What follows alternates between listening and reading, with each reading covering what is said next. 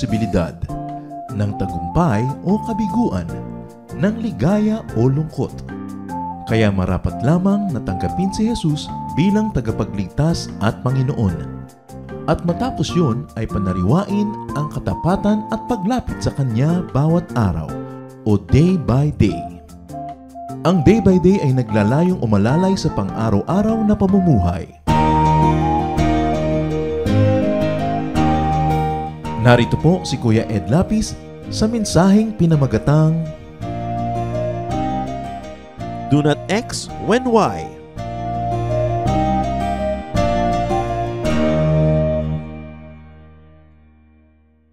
Everything on earth has its own time and its own season. Ang lahat may tamang panahon. Timing is very important. Do not do something when the time and the place is not right. Do not X when Y. Or do not do blank when the time is blank. Father, we thank you that you are God of perfect timing. At ang dalangin namin, Lord, we learn your timing. We become sensitive to your spirit so that we will do the right thing at the right time, in the right way, in the right place. Be our teacher. Be our guide. Take us by the hand so we can have more from life and we can give more to life. Father, be our preacher. Speak to your people. Lead us. In the name of Jesus, your Son, we pray with thanksgiving. Over time, and seeing so many lives lived well or wasted, I have come to terms with 3 sentences what to do with life and in life. Minimize pain. That's very important. There's a lot of pain in life, and if we don't become wise, we could even add pain to what's already painful. So minimize pain. In whatever we do, we ask ourselves, am I minimizing pain? We cannot totally eliminate pain, but we can minimize. Yung bang bad situation, pwede kong gawing better. Yung bang 10 sugat, pwede kong gawing 3 na lang. Yung 10 lugi, paliitin ko maging 3 kalugihan na lang. Minimize pain. Then maximize pleasure. Life is very short. There's inevitable pain, sorrow, unhappiness. So whenever there's the opportunity, we should maximize pleasure and not demonize pleasure, because pleasure is also God-given. And a person who does life in a pleasurable way is worshiping his Creator or her Creator. So maximize pleasure. Pag may kinakain ka, mapapasarap mo pa ba? Pag may tinitirhan ka, mas malilinis mo ba? Mas mapapaganda mo? Pag may kasiyahan, mas mapapasaya pa ba? So you get the most out of life and you give most to other people's lives. And then when you minimize pain and maximize pleasure, do the most good. Yun ang pinakapang-balanse dyan. Because in minimizing pain and maximizing pleasure, we could be doing a lot of evil to other people. So dapat do the most good. Napakaigsi ng oportunidad ng buhay para sayangin sa hindi paggawa ng mabuti. So how do you apply this and how do you actually use time correctly so that you could minimize pain, maximize pleasure, and do the most good? Do not answer when angry. Pag nagalit, pag may narinig na nakakagalit, huwag magsalita muna. May tamang panahon to register your protest. May tamang panahon to correct something wrong. Pero hindi habang galit na galit ka. Proverbs 17:27, the one who has knowledge uses words with restraint. Ang taong marunong ay may pagpipigil ng bibig. May pagpipigil ng salita.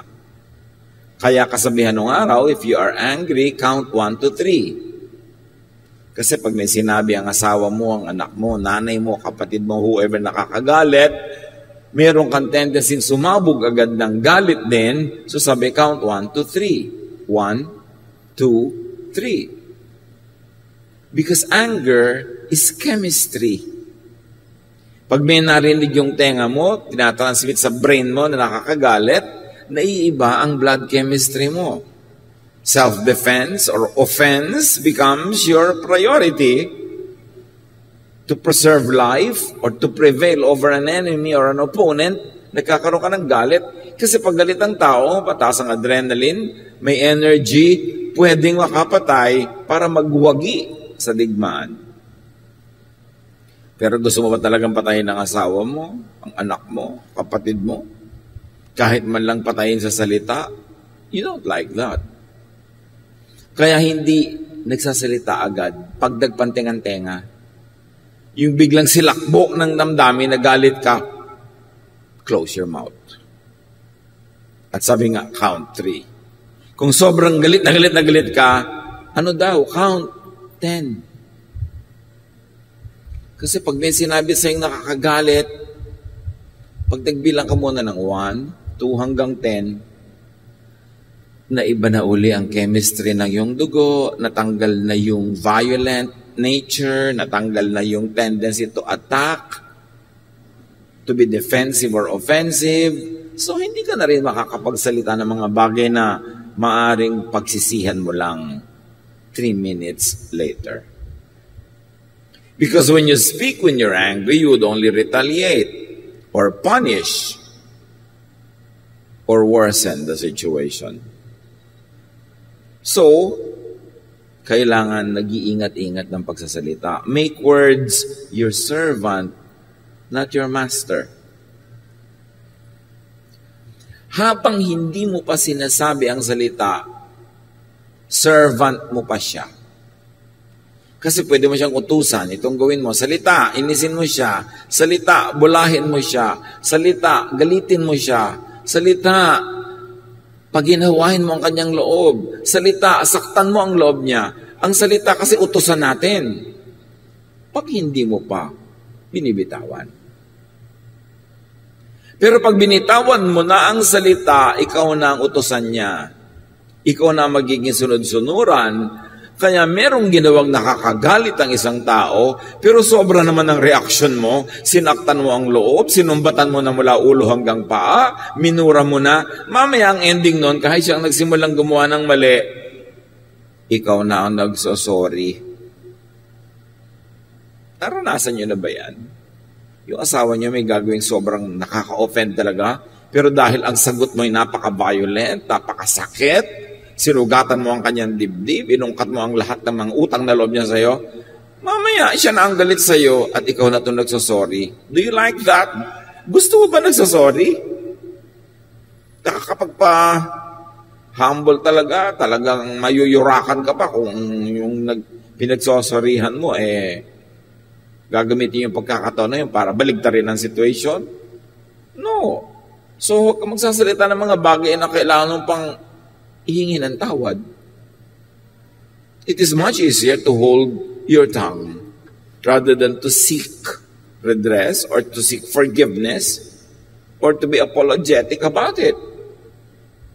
Proverbs 14:17, a quick-tempered person does foolish things. Pagka nagpapadala sa sidhi ng damdamin, sa silakbo ng damdamin, maraming gagawing pagsisisihan. Nakakasakit tayo ng damdamin, nakakapagpalayo ng loob ng kapwa, o pwede ka ba makagawa ng crime? Pag careless with words, ikaw pa magsusorry, ikaw pa magsisisi, and in the end, maaaring ikaw pa ngayon ang mukha masama. So sabi sa Ephesians 4:26, in your anger, do not sin. Maybe we should operationalize that and say, in your anger, do not speak. So, paano yun? Paano kayo tutuwid ng mali? Mamaya na, bukas, next week, bukas ng umaga, huwag ngayon. Kasi galit ka eh. Wala kang ma-accomplish na mabuti. So speak when not blinded by anger, or when no longer blinded by anger. Do not make a promise when happy. Tandaan yan, isang mahalagang do not. The happy person, at that moment of happiness, which is probably short-lived, is overly generous.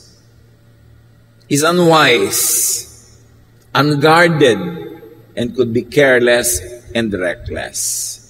So pag sobrang masayang-masaya, huwag mangako. Madalas, pinagsisisihan yung pangako. Ecclesiastes 5:2 and 4-6. Do not be quick with your mouth. Do not be hasty in your heart to utter anything before God. God is in heaven and you are on earth, so let your words be few. Pag sinabing God is in heaven, you are on earth, ibig sabihin, God knows but you don't know. So, kontian mo lang ang salita. Sabi ng isang version, do not be quick with your mouth to utter anything before people. You are on earth, so let your words be few. Or to apply it to people, you say, pag sobra ka masaya, hindi mo naman alam yung kung kaya kasiyahan mo, tama ang basis, baka naman false basis yan, mamaya malalaman mo ang totoo, hindi ka na masaya, pero nangako ka na. Yung masaya ka ngayon, mataas ang grade ng anak mo, anak, ito yung mataas ang grade mo. Every grading period, pupunta tayong hangkang. Dahil ang saya-saya mo yun naman pala ang grade niya, ang taas-taas, 100. Baligtad pala ang grading system sa school nila. Ang mataas pala yung 1. Nangako ka na kasi ang saya mo. Yung mga in love, yung wow, binigyan mo ako ng rose, pinapangako ko sa'yo. Lahat ng sweldo ko, may 10% ka. Ang saya mo lang ngayon, pero mamaya hindi mo na pala gusto siya, kahit isang buntong bulaklak ka ibigay sa'yo, nababahuan ka pa nun. Huwag nangangako pag masaya. Hintayin mag-normalize ang feeling. Kasi maraming matatalinong tao, pag masaya ka doon, kahuhulihin at papapangakuin. Yung alam nila, vulnerable ka, hindi ka matino, bulag ka ng kasiyahan, doon kahihinga ng pangako. Proverbs 21:23, those who guard their mouths and their tongues keep themselves from calamity. Remember ang mga sumpaan ng ikinakasal? Di ba ang saya-saya nila kasi ang ganda-ganda ng bride Kasi gwapo-gwapo din ng groom. Ang mga sumpaan nila, abot hanggang langit. 3 months later, nagsisisi na yung isa. Ba't ko ba naisumpa-sumpa yung isinumpa ko? Diba? So, mahalaga na pag napakasaya mo, huwag kang sumpa ng sumpa. Do not answer. Do not make a promise, a commitment when drunk. It's always best not to get drunk. But it's worse kung lasing ka na nga, tas doon ka pa mangangako. Nakita niyo itong si King Herod.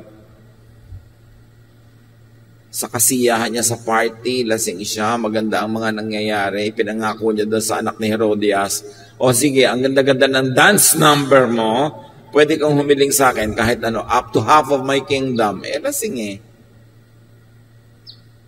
Sabi ng nanay ng babae, hingin mo ang ulo ni John the Baptist. Hindi siya nakatanggi kasi nangako siyang ibibigay niya dahil siya'y lasing. Kaya tatandaan ninyo, iwasang malasing. At kung sakaling hindi na iwasan yon, abay, huwag ka nang mangako habang lasing ka. At mga kapatid, huwag kayong maniniwala sa pangako ng lasing. Diba? So GRO ka, pinapangako ako ng client mo, papakasal sa lahat ng simbahan sa Italy, lasing lang yon. Madilim lang. Kaya nangako ng ganon. Huwag nagpapaniwala sa mga pangako ng mga taong wala sa katinuan. Sobrang saya o kaya ay walang huwisyo. One other thing. Do not decide when sad. Yung ang lungkot-lungkot mo, kamamatay-matay lang ng isang mahal sa buhay, huwag kang gagawa ng any decision.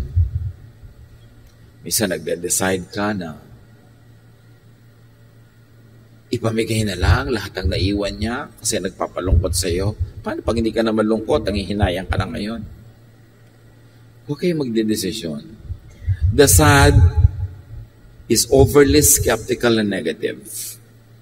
The sad is close-minded and tend to be very conservative. The sad is blinded by tears. 1 Kings 19:4, sa kalungkutan itong si Elijah, he came to a broom bush, sat down under it, and prayed that he might die. I have had enough, Lord, he said. Take my life. I am no better than my ancestors.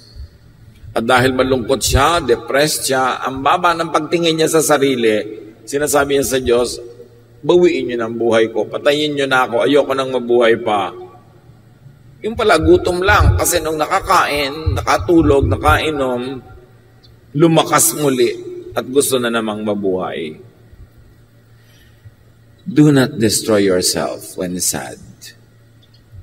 Alam niyo mga nalulungkot, yan yung mga naglalaslas ng pulso, humihiwa ng mga ugat nila sa leeg, mga nagbibigti, tumatalon sa building, kasi malungkot. So pag malungkot kayo mga kapatid, iwasan niyong mapag-isa. Kasi bubulong-bulungan kayo ng mga demonyito sa loob ng inyong utak na sirain niyo ang inyong sarili. Kung talagang kayo malungkot na malungkot, depressed na depressed, magpatulong kayo sa mga taong alam niyong bibitawan na anumang ginagawa nila dahil kailangan nyo. Sabihin nyo, alam mo, magpapakamatay na ako in 10 minutes. Kwentuhan mo ako. Kahit anong ginagawa nun, bibitawan. Pero pag sinabi lang, kwentuhan tayo, o sinabi mo lang, musta you, hindi nila alam, suicidal ka na pala, hindi nila papansinin. Tapos nung patay ka na, sabi nung, alam ko lang. Sana kinausap ko. Ganun ang pagsisisi ng lahat ng kaibigan at kamag-anak ng nagpapakamatay. Kung alam ko lang. So pagka meron kayong ganun tendency, at huwag kayong dumating sa ganun, bumusi na kayo. Sabihin nyo, alam mo, iniisip ko na magbigti. Pasayahin mo nga ako. Kwentuhan mo nga ako. Huwag kayong makikinig sa mga impaktong malungkot na nga kayo, binubulungan pa kayong laging mapag-isa, humiwalay sa mga tao, magkulong. Alam nyo ang tunay na dangerously at the brink of committing suicide, hindi niya yun sinasabi. Mabuti pa ngayong magpapakamatay na ako. Nako, mas madalas hindi yun totoo. Pero pakinggan nyo rin dahil baka mamaya totoo na pala. But do not be alone when sad. Try not to be alone. Kasi mas kayang-kaya kang yayain ng mga demonyito para lalong guluhin ang iyong isip. So watch out for sadness and for depression. Bantayan nyo yan. And when you are sad, when you're depressed, change the scenery. Lumabas kayo ng kwarto, lumabas kayo ng bahay, lumabas kayo ng kung saan, ibahin ninyo ang eksena and change the chemistry. Magpawis kayo, mag-exercise, kumain. Kailangan may palitan kayo para maiba yung ending. Hindi kayo magbumukmok, hindi kayo lalo ng mag-aawa sa sarili, magdadrama sobra para lalong paiyakin ang sarili dahil ilulubog kayo ng ilulubog niyan. Remember that. Do not decide when sad. Avoid making decisions when you are depressed. And then do not rejoice when your enemies fall. Kasi parang, wow, panalo ka na. Nabigo na siya, bumagsak na siya, lumaglag na. No. Resist the temptation to rejoice. Proverbs 27:17 to 18. Do not gloat when your enemy falls. When they stumble, do not let your heart rejoice. For the Lord will see and disapprove and turn His wrath away from them. So kung sila itinutuwid ng Diyos, at sa proseso nun ay sila nahihirapan, nasasaktan, huwag kang magbunyi, huwag kang magdiwang. Kasi pag nakita daw yun ng Diyos, malamang na i-disapprove niya ang iyong behavior at itigil niya ang ginagawa niyang pagtutuwid o pagpalo paminsan-minsan doon sa mga taong yon. Basta, huwag mo ikatuwa ang kabiguan ng iyong kapwa kahit mo siya kaaway. Kasi baka tumalbog sa'yo at sa'yo dumating at dumikit yung nangyayari sa kanya. And very, very importantly, do not boast when you are healthy or wealthy. Pag malusog ka, malakas, may sigla, huwag ipagyabang yon. Kilalanin na yun galing sa Panginoon. At ganoon din kung ikaw ay mayaman, marami kang tinatangkilik, maraming resources, huwag ipagyabang. Kilalanin na galing sa Panginoon. And you will be humble enough, grateful enough, and kind enough to others. Ano yung pagyayabang? Hindi naman sasabihin mong mayabang ako, may pera ako, malakas ako. Kundi yung pinapresyo mo na laging ganun yun, hindi may iba. Kung makaasta-asa ka, parang lagi kang malakas, lagi kang may pera, lagi kang mayaman, hindi naman talaga ganun yun. So ilagay sa tama ang sarili. James 4:13-15. Now listen, you who say, today or tomorrow we will go to this or that city, spend a year there, carry on business, and make money? Why? You do not even know what will happen tomorrow. What is your life? You are a mist that appears for a little while and then vanishes. Instead, you ought to say, if it is the Lord's will, we will live and do this or do that. Huwag daw i-presume na, sige, sa isang taon yan ang gagawin natin. Sa isang taon, yan itong gagawin natin. Kasi yung bukas nga, hindi mo alam. Hindi masamang magplano para sa isang taon. Hindi masama na mayroon kang plano para sa 10 years, 15 years from now. Plan as if you're going to have a very long life, but live as if you're going to die today. Because you might. So ang sinasabi dito nitong James, do not presume. In other words, always take into consideration that your strength, your life, your wealth could disappear today. It should keep you humble. It should keep you careful. And it should keep you appreciative of the moment, to be thankful to God, to celebrate life. Isa pang uri ng pagyayabang ganito Magbakasyon ka naman, next week na. Pagyayabang yun kasi buhay ka pa ba next week? Alam mo yun. Alam mo, sobra ka ng hirap na hirap sa buhay. Kailangan magkaroon ka ng break. Next month na. Next year na. Ganoon din yung mga pamilyang magtiis na lang muna tayo, darling, ha? 3 years from now, magbabakasyon tayo sa Bicol. 3 years pa from now. Para pagyayabang yan. Alam ba nating buhay pa tayo 3 years from now? Ang ibig sabihin lang mga kapatid, kung kaya mo na ngayon, isingit mo na, magpahinga ka, magbakasyon ka, mag-enjoy ka, huwag mong ipagyabang na buhay ka pa 10 years from now kasi hindi mo alam yun. Napaka-importante na alam mo that you are a mortal being, that life could be snuffed out of you anytime. Do not presume that you will live long, although prepare to live long. Yung iba sobrang mag-ipon, ipon para pagdating nila ng 70 years old, doon nila gagastusin. Kaya lang nung 69.5 years old, doon natighok bigla. Sayang. So dapat ngayong 50, gumastos ka na ng konti, mag-ipon ka ng konti. 55, gumastos ka ng konti, mag-ipon ka uli ng konti. 60, gumastos ka ng konti, mag-ipon ka ng konti. So, parami yung iniipon mo, pero kung hindi ka man mabuhay long enough to enjoy it, during the course of your pag-iipon, may mga napapak ka na rin at na-enjoy ka na, hindi ka nalugi nun sa buhay. Do not presume that you will have a long life, that you withhold all pleasures and all happiness now for that longed-for future which might not come. So do not be presumptuous about time. Do not boast when you are healthy, when you are young, because you don't know if you're gonna live long. Ecclesiastes 3:1, everything on earth has its own time and its own season.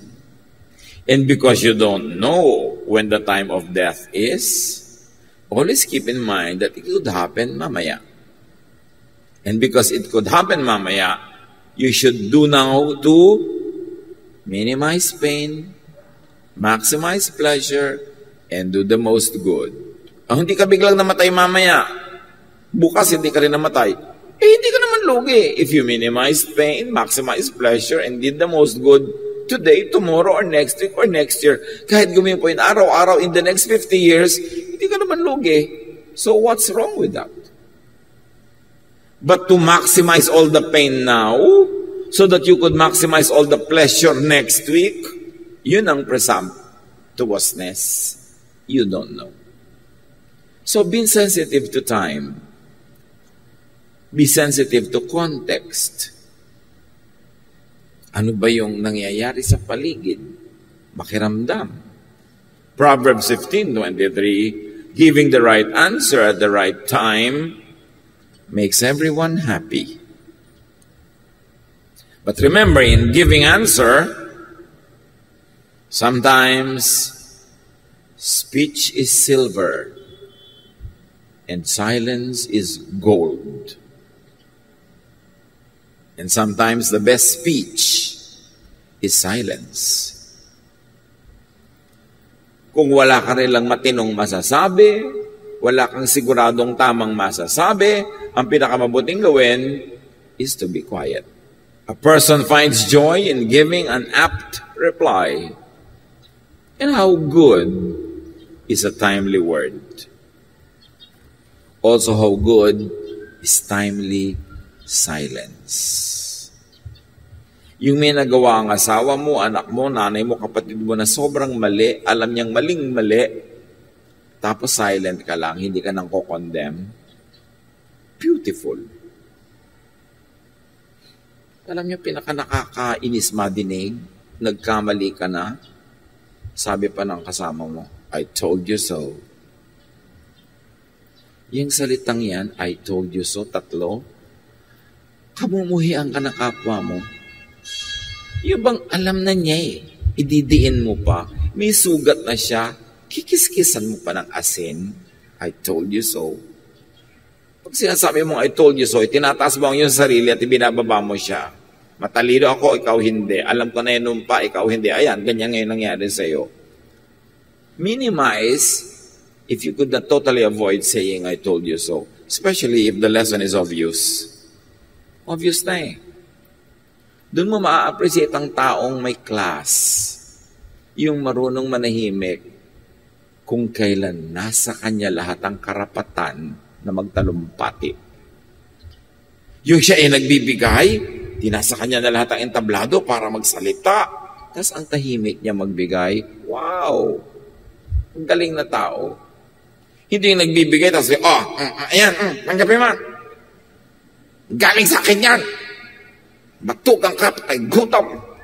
Alam mo, kahit bigyan mo yan, naiinis sa'yo. Sayang naman, nagbigay ka na, tapos ang ending, nakainisan ka pa dahil lang natong matabil ang bibig mo.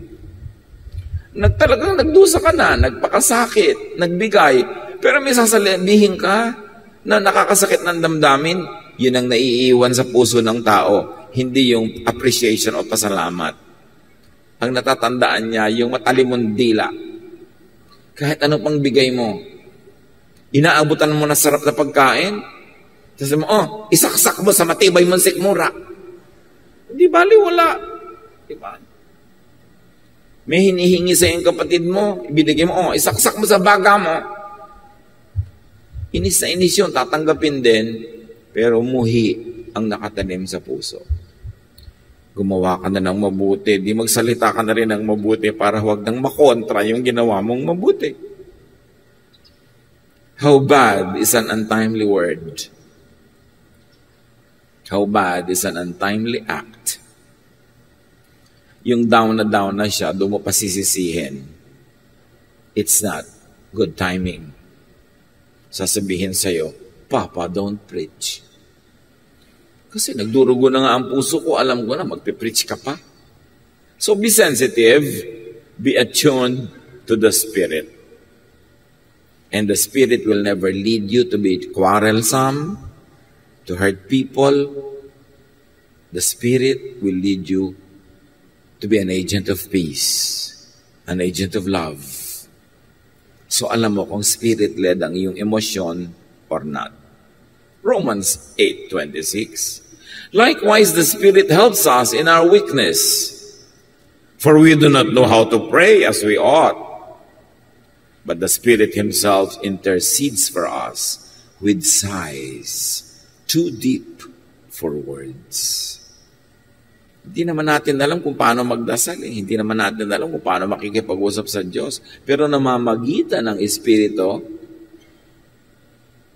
at tinuturuan tayo, inaakay tayo, nagsasalita sa atin, kinakatawan tayo, kahit sa mga bulong at anas na hindi kayang sabihin ang salita ng tao. So the Spirit can actually lead you, can speak to you beyond words, without words. Kailangan lang be quiet, be still, and know that I am God. Sabi ng Panginoon. Bigyan siya ng space. At yung space na yon ay sa pagmumuni-muni, sa pagninilay-nilay, sa panalangin, sa pananahimik. Yan ang isa sa mga pinakamabuting pakinggan. The voice of silence. The sound of silence. At yan din ang pinakamabuting speech most of the time, silence. Sabi nga ng isang maikling tula na nabasa ko noong 1970s, your silence reaches me farther than a speech. Imagine. A husband telling the wife in poetry, your silence reaches me farther than a speech. Mas effective yung silence ng isang babae o kahit ng lalaki na may ginawang mali yung partner mo, imbes magbunganga ka, gumagawa ka ng sandwich, tapos yung mukha mo nakaganyan-ganyan lang. Para ka Mona Lisa. Hindi malaman kung natatawa ka ba o naiinis. Nakikiramdam tuloy sa yung tao. Yung may ginawang mali yung partner mo, tapos tiklop ka ng tiklop ng mga kumot, tahimik ka lang na ganyan. Sabi, your silence reaches me farther than a speech. Let me atone then if I must. Effective yan. Luke 12:12, the Holy Spirit will teach you in that very hour what you ought to say. In any circumstance, this could be applied. Not only in religious speech. Na pagka meron kang gustong sabihin, tumigil ka muna, tatanong mo, Panginoon, ito po ba ang gusto niya sabihin? Here is my mouth, use it for your glory. Here is my tongue, you gave it. Speak through my tongue. Sabi ng devil, wag na ako na lang. Siyempre, yung devil also like to speak through your mouth. So, sino ang Lord of your mouth? Dahil kung sino ang pagbigyan mo sa oras na yon will determine if you'd be happy or sad. If your life would be peaceful or not. So, be Spirit-led in speech. And when confused, when not sure, be silent. Father, teach us. Teach us correct timing. Sa ginagawa namin na tama ang oras, tama ang panahon, tama ang timpla, dahil kayo'y Diyos ng pagiging tama. Teach us to be sensitive to hear your voice, to listen to you, na ang buhay namin, Lord, we can minimize pain, maximize pleasure, and do the most good. Pagbulay-bulayan sumandali, pag-isip-isipan, in silence, and let the Spirit of God finish this message for you in a very personal way.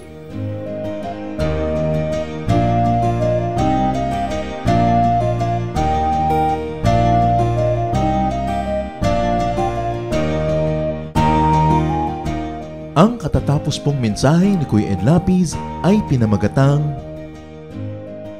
Do not X when Y.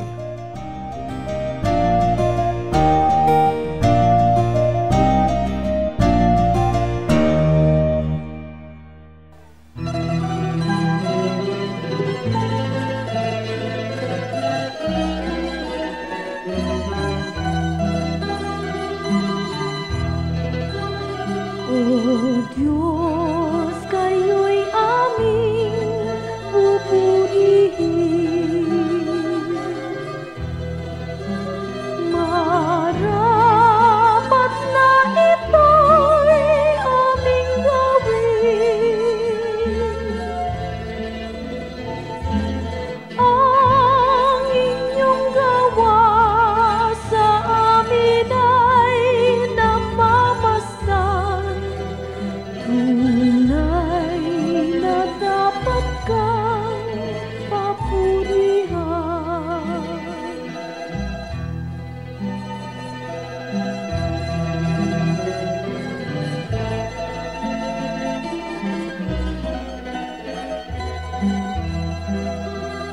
O Diyos, kayo'y aming sinasamba.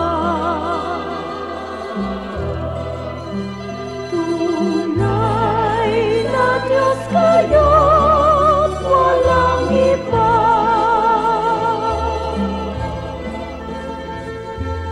Ang inyong likha ngayon'y nangangayo pa pa. Ay buhay mo, O Diyos, kay dakila.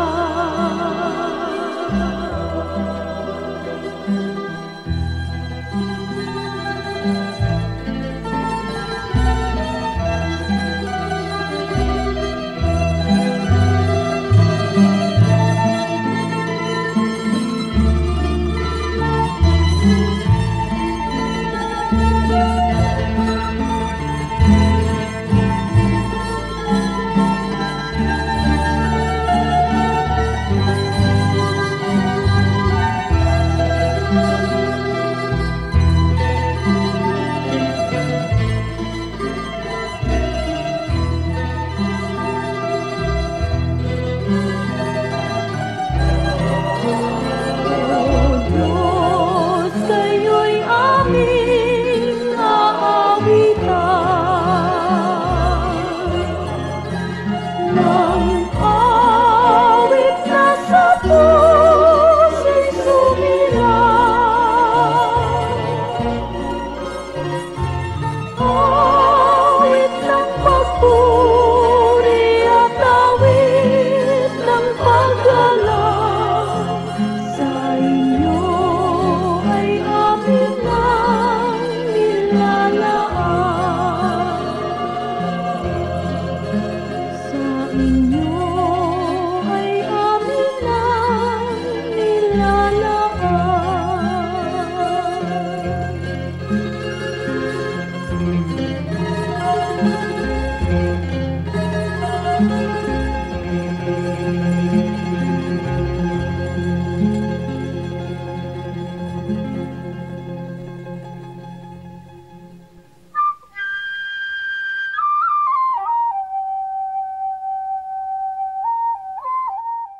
Napakasarap pong pag-usapan at itampok ang mga hiyas ng ating bayan, at ngayon po ang ating itatampok na hiyas ay isang kasabihan.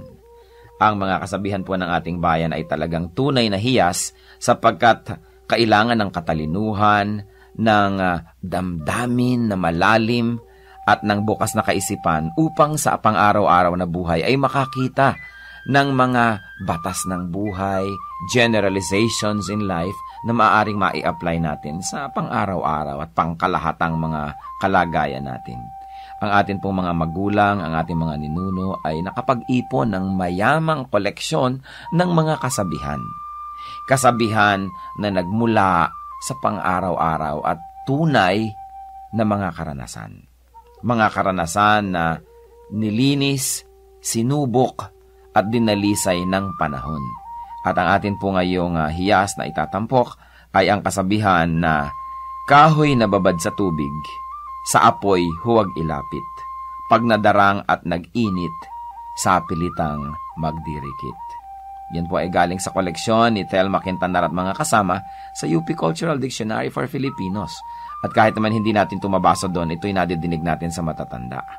Ang maganda nga lamang po ay patuloy natin itong marinig at bigkasin at iparinig sa mga bata, sa mga darating pang henerasyon. Pag ang atin pong mga kasabihan ay hindi na natin naipasa sa darating na saling lahi, yan po'y mamamatay na lamang. Mawawala na ng paggamit na pang-araw-araw at kapag nawala yon, lugi po tayo. Napakalaking bahagi ng karunungan ng ating collective experience as a nation ang mawawala kapag ating tinalikuran at hindi ginamit ang mga kasabihan. Alam niyo naman po, maraming mga kabataan pag nakakarinig niyan, nakukornihan, but it only shows us kung gaano kagrabe ang miseducation at brain damage na nangyayari sa ating bayan. Dahil ang lahat ng mga tama at magaganda at mga dakila ay nakukornihan ang mga young people. At ang kanilang dinadakila ay mga artista, mga singers na wala namang maiturong mabuti. Ang atin pong kasabihan, kahoy na babad sa tubig, sa apoy huwag ilapit. Pag nadarang at nag-init, sa pilitang magdirikit. Ano po ang mga maaari nating mahalaw na mga katuruan dyan? Una, walang taong hindi pwedeng matukso. Hindi mo pwedeng sabing, yung taong yan matibay, pwedeng iharap talaga yan sa tukso. O yan, naku, laki sa Sunday school. O laki yan sa Biblia, laki yan sa simbahan. Matibay yan. Maging ang pinakamatuwid na tao ay susuko at matatalo ng tukso kung ito ay laging haharap sa tukso at bababad sa tukso. Napakaganda po nung metaphor na ginamit. Babad nga naman sa tubig ang kahoy at basang-basa, pero kung lagi niyong ilalapit sa apoy at tatagalan niyo ng paglapit doon, yan ay matutuyo, madadarang at magdirikit, mag-aapoy din yan. Kaya huwag po tayong pakasisiguro. Sabi rin nga sa Bible, ang tao daw na kung kailan sa palagay niya ay napakatibay niya, napakagaling niya, kung kailan sa palagay daw niya ang tao ay hindi matutumba, ay doon mag-ingat sapagkat malapit siya sa pagtumba. Napakahusay po ng pag-observe ng ating mga ninuno sa tunay na buhay at sa kalakaran ng buhay upang masabi na kahoy na babad sa tubig, sa apoy huwag ilapit. Pag nadarang at nag-init, sa pilitang magdirikit. Huwag po natin na i-overestimate ang kakayahan ng kapwa natin na manindigan laban sa tukso. Kaya iiwas po natin ang ating sarili, ang ating mga mahal sa buhay, sa mga sitwasyon na maaari silang matukso. Maski gaano kalaki ang pagtitiwala natin sa kanila at sa kanilang nakaraan, maski gaano pa kalaki ang ating pananampalataya na sila'y magiging matibay, makabubuting iiwas sila o ang ating mga sarili sa tukso. Hiyas ng ating bayan, kasabihang, kahoy na babad sa tubig, sa apoy huwag ilapit. Pag nadarang at nag-init, sa pilitang magdirikit.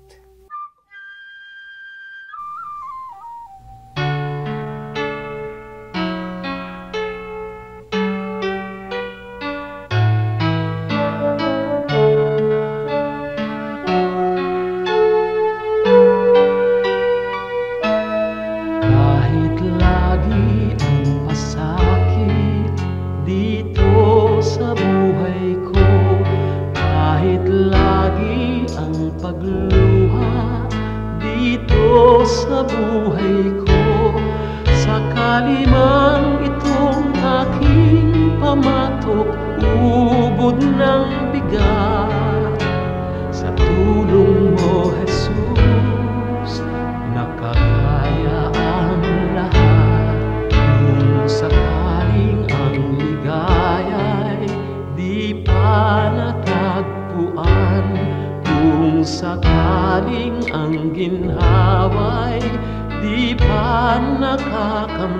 kakamtan.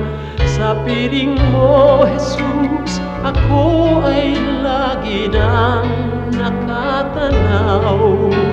Sa langit mong laan, di na mamamanglaw. Pagtitiis, pagtitiis ang kailangan kong mabatid. Kaya't ikaw, Panginoon, ang aking tutularan. Pagtitiis, pagtitiis ang kailangan kong mabatid. Ang buhay ko ay lalago kung mayroong pagtitiis.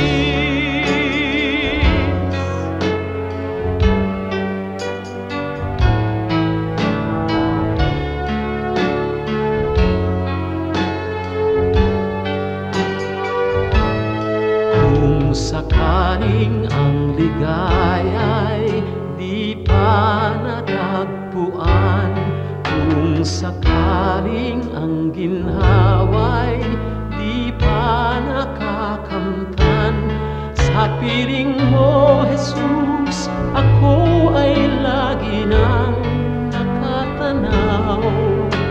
Sa langit mong laan, di na mamamanglaw.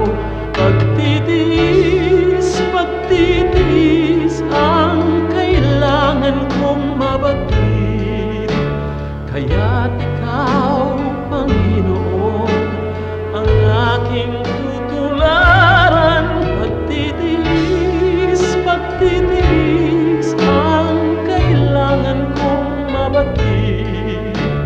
Espiritu ay lalago kung mayroong pagtitiis.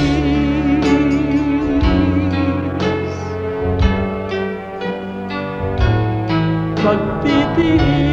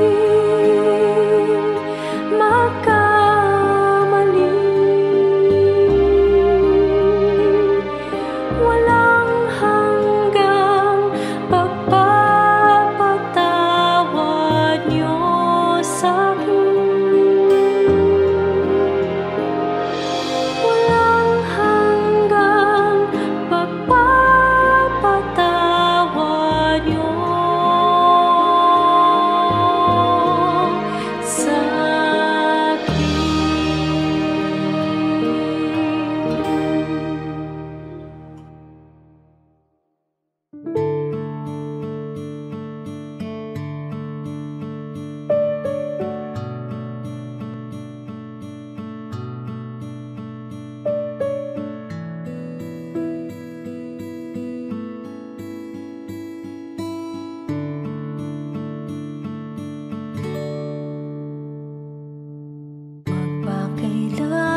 pa man, magpawalang hanggan, pag-ibig niyo sa akin, di nababago ng hangin, kahit saan pa man, kahit na sino man, kayo'y sa aming piling, di man maabot ng damdamin. Ang pag-ibig niyo'y wagas, hindi magwawakas, ako ay niligtas.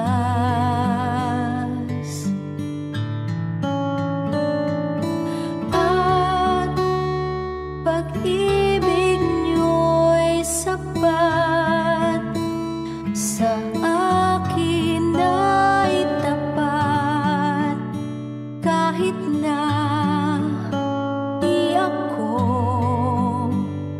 karapat-dapat.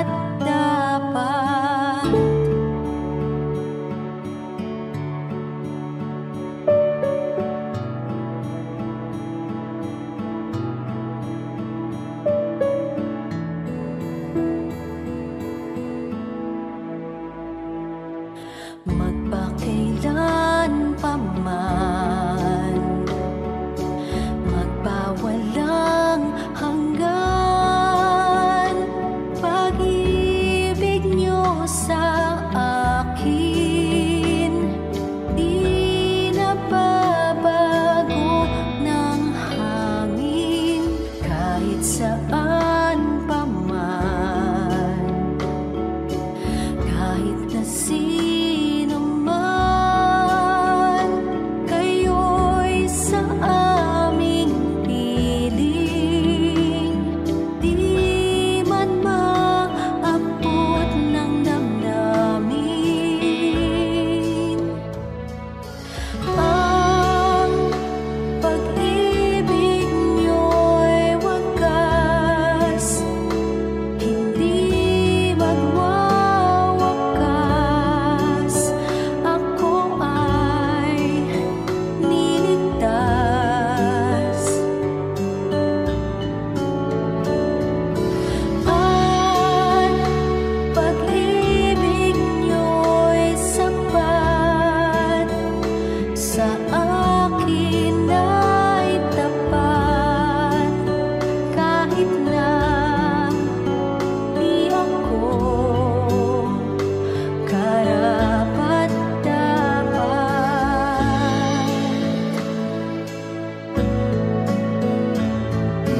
Tanging sa'yo aasa, lalapit ang magpupuno ng kulang.